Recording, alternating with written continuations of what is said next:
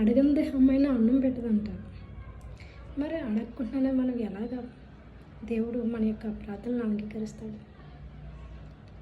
మనం ప్రార్థించాలి. మనం ప్రార్థిస్తేనే, ఆయన అడిగితేనే ఆయన తప్పకుండా ఇస్తానంటున్నాడు. నన్ను ప్రార్థించండి, మీ ప్రార్థన నేను అంగీకరిస్తాను అంటున్నాడు.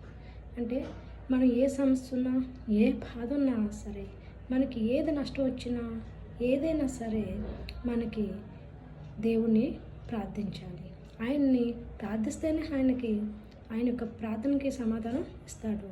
ఆయన ప్రార్థనకి సమాధానం ఇవ్వకపోవడం అనేది ఏమీ లేదు. అంటే మనం ప్రార్థించాలి.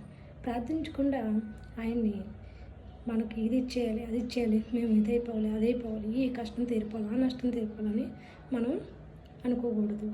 మనం ప్రార్థించాలి. మన ఊపిరున్నంత వరకు కూడా మనం అలా ప్రార్థిస్తూనే ఆయన అడుగుతూనే ఉండాలి. ఏంటి, ఆయన 70 తన్నులు గల ప్రేమ గలవాడు. తప్పకుండా ఆయన మన ప్రార్థన అంగీకరిస్తాడు. మనం ఆయనపై నమ్మకం పెట్టి ప్రార్థన చేయాలి.